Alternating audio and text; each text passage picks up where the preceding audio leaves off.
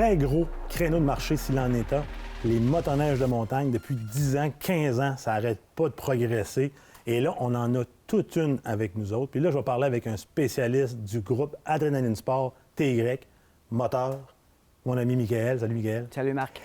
Tu nous as amené aujourd'hui une bête, là. Là, tu as amené quelque chose qui est sorti, je dirais, en pré-vente, là, au mois de, je pense, quoi, février, l'année passée. Oui, petite quantité relâchée, exactement, là, comme modèle 2020, mais c'était juste. Mais c'est vraiment 2021. C'est l'introduction du 2021, oui. exactement. Donc, on parle évidemment du Summit X avec moteur 850 E-Tech Turbo. Exactement. Première motoneige de série avec un moteur de 2 temps, avec moteur turbo. Oui, Quelle histoire. Il faut comprendre là-dessus que le turbo, la fonction du turbo sur ce véhicule-là, c'est de garder une constance au niveau de la puissance. OK. Le moteur ne développera pas plus de HP qu'il en a originalement, c'est-à-dire 165 HP, mais la beauté du turbo, c'est de venir compenser la pression atmosphérique qui va varier au fur et à mesure qu'on prend de l'altitude. On le sait parce qu'un turbo, de base, hein, on pousse de l'air.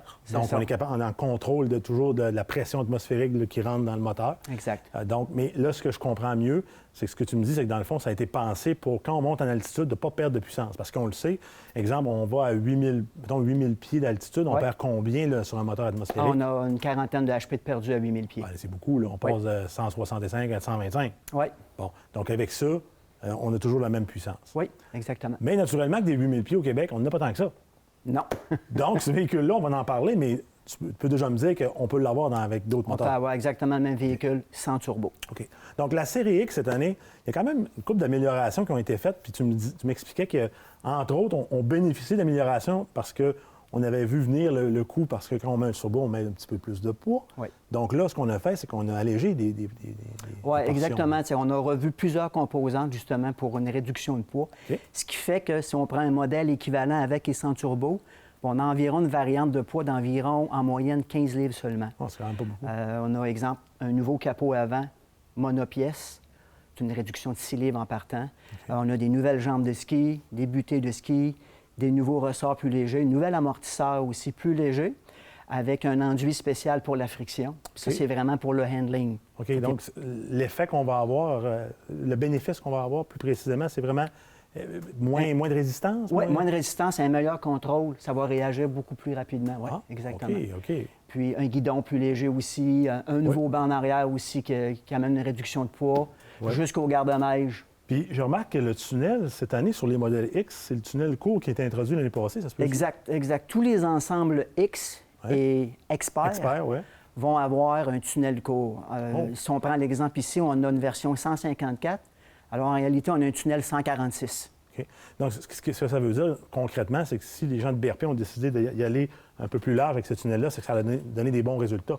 Dans la grosse poudreuse, là. Ouais. Oui, exactement. Moi, je remarque toujours, j'aime vraiment le design chez BRP par rapport au motoneige de montagne parce que tu n'as pas beaucoup de traînées là, quand tu es dans, par exemple, soit en side hill, qu'on appelle, là, ou des fois, tu fais des manœuvres, tu cambres le véhicule. Là. Exact. Donc, vraiment une belle conception au niveau des panneaux. Les panneaux latéraux là, font en sorte qu'on peut aller beaucoup plus loin au niveau du degré d'angle d'inclinaison. Parle-moi un peu des chenilles qu'on peut avoir sur ces modèles-là. Oui, bien écoute, tu as toujours la chenille 2.5 de bloc de traction, puis la chenille 3 pouces qui est disponible. C'est quoi comment on fait pour choisir? Parce que c'est pas évident. 2.5, ça a même beaucoup de traction, 3 pouces. Si les gens ont à choisir entre les deux, qu'est-ce que tu leur conseilles? Écoute, si tu es vraiment seulement en montagne, dans la grosse poudreuse, pas dire qu'une 3 pouces, mais il y a beaucoup de consommateurs qui vont utiliser le véhicule aussi pour le boisé, les champs en arrière. Ou... En région, ici, on s'entend, là, on n'a pas des grosses montagnes. Fait que souvent, la chenille 2.5 va être mieux adaptée que la 3 pouces. Qui fait déjà un champ de travail à 2.5 pouces. Écoute, mais par contre, exemple, quelqu'un qui est dans un chic-shot, on va aller avec la 3 pouces. On va aller avec un 3 pouces. Peut-être même les Mont-Valin, ça peut être une bonne option. J'ai regardé aussi le ski. Ski, c'est... Puis toute dans le fond, la jambe ici, là, c'est quand même nouveau design, hein? C'est nouveau design. Ça a été redessiné exactement encore là pour le contrôle. Puis comme je te disais tout à l'heure, la nouvelle jambe aussi, réduction de poids. OK. Butée de ski aussi, moins de restrictions. Mais pas moins solide? Pas moins solide, pas du tout. Ça a été redessiné.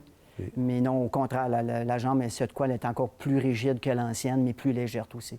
Donc, écoute, encore une fois, avec la saison qui s'amorce actuellement, les ventes, ça doit être assez effréné chez vous. Donc, il faut aller vous voir le plus tôt possible, je présume, pour avoir des modèles comme celui-ci. D'ailleurs, les X, absolument, c'est beaucoup les ventes du printemps. Oui, les X sont disponibles seulement au printemps. OK. En saison, c'est les versions SP. Puis encore là, les SP, ils s'envolent présentement. Mais SP, c'est pour avoir un super bon véhicule aussi. Hein? Absolument, oui. Tu n'es pas loin de ça. Là. Oui. Aujourd'hui, j'ai regardé les configs, tu n'es pas très loin. Non. Puis là, pour en savoir plus, bien naturellement, on va vous voir en magasin pour être bien conseillé parce que c'est des véhicules, souvent, que les gens vont être impressionnés puis ils vont vouloir avoir le véhicule, mais c'est peut-être bien de se faire conseiller. Là. Absolument. Puis surtout avec le véhicule qu'on a là, parce que le turbo, ça a été un wow pour tout le monde. Ouais. Mais une fois qu'on explique le pourquoi du turbo, bien, on s'entend que souvent, les consommateurs ont besoin d'une version sans turbo, tout simplement. Bon, parfait.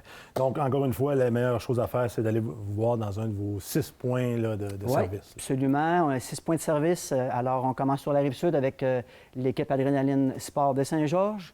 On a les 2 TY moteurs Lévis-Saint-Raphaël. On a un nouveau Adrénaline Sport Montmagny. Et du côté de la Rive-Nord, on a l'Adrénaline Sport de Clermont, puis le méga-centre Adrénaline Sport à Québec sur le boulevard Hamel. Parfait. On passe vous voir. Merci beaucoup. Bienvenue. Merci beaucoup.